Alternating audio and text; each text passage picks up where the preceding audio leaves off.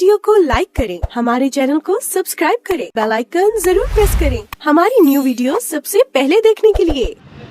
अस्सलाम वालेकुम नाजरीन, मैं हूं आपका मेज़बान अली अंसारी और आप देख रहे हैं डेली लाइव न्यूज़।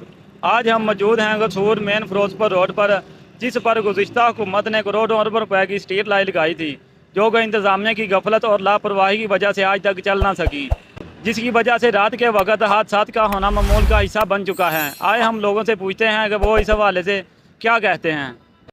जी, हमारे पास इस वक्त एक भाई मौजूद हैं, हम उनसे पूछते हैं कि वो इस हवाले से क्या कहते हैं। जी भाई, ये इधर क्या नाम है कि अपना रात को जो अंधेरा होता है, जो लाइटें बंद पड़ी हैं, क्या नाम है कि लाइटें चालू करवा दो। ये लाइटों की वजह से क्या नाम है कि इधर एक्सीडेंट बहुत होते हैं, हादसे बहुत होते हैं, चोरी डकैती भी होती हैं बहुत।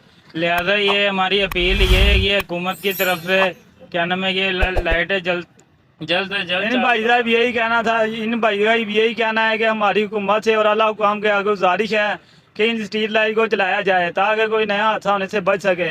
इसी के साथ अपने मेज़बान को इजाज़त दीजिए और देखते रहिए डेली लाइव न्यूज़।